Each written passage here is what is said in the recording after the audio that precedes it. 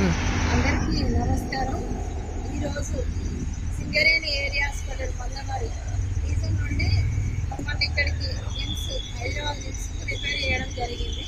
ఇక్కడికి వచ్చి మేము ఈ చిట్టీలు చూపెట్టడం జరిగింది. ఇక్కడ ఉన్న మేడం, మీకు ఏమన్నా ఎమర్జెన్సీ ఉంటే గాంధీ కన్నా ఉస్మానియా కన్నా వెళ్ళాలి, ఇక్కడ బెడ్స్ కాలేవు అని మమ్మల్ని రోడ్ బయటికి గెట్టేసినారు. అలాంటి పరిస్థితి ఉంది. సింగరేణి యాజమాన్యం పట్టించుకునే తీరులో డాక్టర్ల నిర్లక్ష్యం కావచ్చు, లేకుంటే ఇంకా యాజమాన్యం తీరు కూడా కావచ్చు.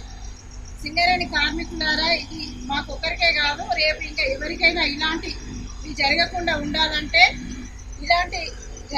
ఉండాలంటే మనం ఎంత కలిసి కట్టుగా పోరాడితే మనకి ఆరోగ్యం అనేది, కార్పొరేట్ ఆరోగ్యం అనేది దొరుకుతుంది అనేది మనం ఆలోచించుకోవాల్సిన అవసరం ఉన్నది.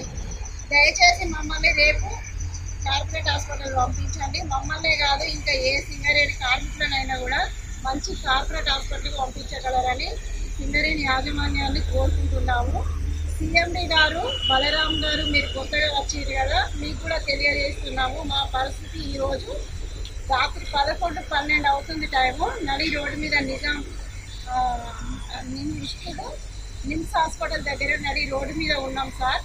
మీరు మమ్మల్ని గమనించగలరు. సింగరేణి కార్మికులకు ఇలాంటి పరిస్థితి రాకుండా చూడగలరని యాజమాన్యాన్ని కోరుకుంటున్నాము.